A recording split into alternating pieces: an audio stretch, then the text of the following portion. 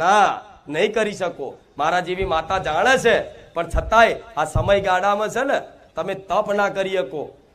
તમે તપ ના કરી શકો, તમે હરખું યજ્ઞ ના કરી શકો, હરખું દાન નહીં કરી શકતા. આજનો સમયગાળો એવો છે, દાન નહીં કરી શકતા. વ્યક્તિઓને દાન કરવું છે, પૈસા છે, દાન કરવા માટે સમય છે, છતાંય એમના હાથમાંથી છૂટતું નહીં. હા, શું ખોટું? નહીં છૂટતું. હું માતા જોણું છું.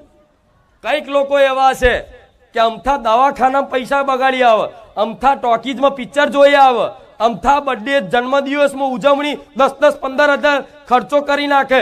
ના હોય તો કોકની જોડે ઉસી ના લાવી દે. લગ્ન પ્રસંગ દીકરાનું હોય, વેત ના હોય પ્રસંગ કરવાનો, છતાંય તે સમાજમાં મોટાઈ લેવા માટે, રોલા પાડવા માટે ચોકથી ઉસી ના કરી દેવું કરી અને આજના માણસને જગતમાં વાવા બતાવી છે કે જો હું સુખી છું. હા, શું ખોટું? પણ ના, કોઈ સુખી નથી આ જગતમાં.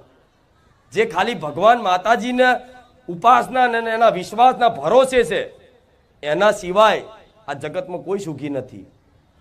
એટલે વાદ વિવાદ એ વાતનો ના કરતા માતાજી ભગવાન જોડે કે અમે આટલું માનીએ છીએ, આટલી ઉપાસના કરીએ છીએ, આટલા રામ નામ જપ કરીએ છીએ, છતાંય જે નહીં માનતા, જે દીવાબત્તી નહીં કરતા, જે માતાજી ભગવાનના અસ્તિત્વ પર સંદેહ કરે છે, જે નાસ્તિક છે, એ લોકો સુખી કેમ છે? એવું થાય છે ને, જોઈને કોકને જોઈને આ સુખી કેમ છે? તો ના, સુખનું દુઃખનું કારણ શું છે? પાપ પુણ્યનું ખાતું. તમે જીવનમાં પાપ કર્યા છો તો એના ફળ સ્વરૂપ અત્યારે તમે શું ભોગવો છો? દુઃખ. અને જીવનમાં પૂર્વમાં પુણ્ય કર્યા હોય એના ફળ સ્વરૂપ તમે સુખ ભોગવતા હોય. તો ક્યાંક પૂર્વના જન્મમાં કે આ જન્મમાં એને ક્યાંક પૂર્વમાં ક્યાંક પુણ્યદાન કર્યા હોય અને પૂર્વના જન્મ નહીં તો કોઈ પુણ્યદાન પડ્યા હોય, એના ફળ સ્વરૂપ અત્યારે એને સુખ આવ્યું હોય, તો એનું જોઈને તમે એવું વિચાર ના કરતા કે માતાજી ભગવાન અન્યાય કરે છે. લોકોને એવું થાય, કઈક લોકો અજ્ઞાનતાના કારણે માતાજીની ભક્તિ કરે, 6 મહિના 12 મહિના ખૂબ ઉપાસના કરે અને કોઈ કામ ના થાય, જીવનમાં કોઈ અનુભવ ના થાય, એટલે તરત એ માતાજીની પૂજા પાઠ, એ માતાજી ભગવાનનું નામ છોડી અને બીજા માતાજી ભગવાનને કે બીજા સંપ્રદાયને પકડી લેતો હોય છે માણસ. આ શું ખોટું? માતાઓ બદલતા હોય છે. આજ તો નહીં બદલી. તમે પૂછો અંતરાત્મા, ભગવાન બદલ્યા ને. પેલા મતલબ શું કહો હવે તો ગમે તે જેની પર તમને ભરોસો આવતો હોય, પૂર્ણ શ્રદ્ધા હોય, ત્યાં શ્રદ્ધા રાખી એના ભરોસે જીવન સમર્પણ કરી દો. પછી જો જીવનમાં સેવા ચમત્કાર થાય. હા, શું ખોટું? હું જોડે શું, ચિંતા ના કરશો. હું ખાલી સલાહ નહીં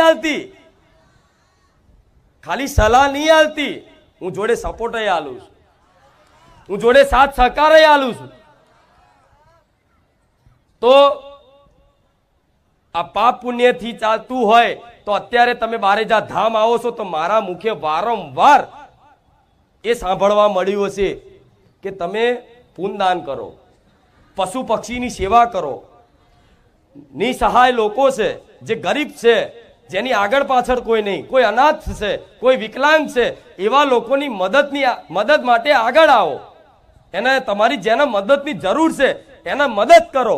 જેને ભૂખ લાગી છે એને ભોજન કરાવો. જેને વસ્ત્ર હરખા પહેરવા નહીં, ઠંડી લાગતી હોય અને તમારી નજર સામે આવે અને તમારી જોડે સામર્થ્ય હોય એ સેવા કરવાનું, તો એને ઠંડીમાં એને ઓઢારો. મતલબ એના જે દુઃખ છે એ પીડા તમે અનુભવ કરી અને અનુભવ પીડા ના થતી હોય તો મારી વાત મોની અને પુણ્યદાન કરવાનું વારંવાર બારેજા ધામમાંથી સાંભળવા તમને મળે છે ને. પેણ બાર બોર્ડે વાંચ્યું હશે કે માનતા કઈ રીતે રાખવી. તેમાં ગાયને રોટલી ખવડાવી, ચકલાના ચણ ખવડાવવા, કૂતરાને બિસ્કિટ ખવડાવવું અને કીડીનું કીડિયારું પૂરવું. આટલું કરવાથી કઈક લોકોના કામ થઈ ગયા. થયા ને? ઘણા ભક્તોના કામ થઈ ગયા આટલું કરવાથી. તો વિચારો, આટલું કરવાથી માતાજી કામ કરતા થઈ જતા હોય, પરચો મળી જતો હોય, જીવનમાં ના થતું હોય એવું કામ થઈ જતું હોય, તો વિચારો એક દિવસ કરવાથી આટલું થઈ જતું હોય તો રોજ કરવાથી માતાજી શું ના કરી શકે?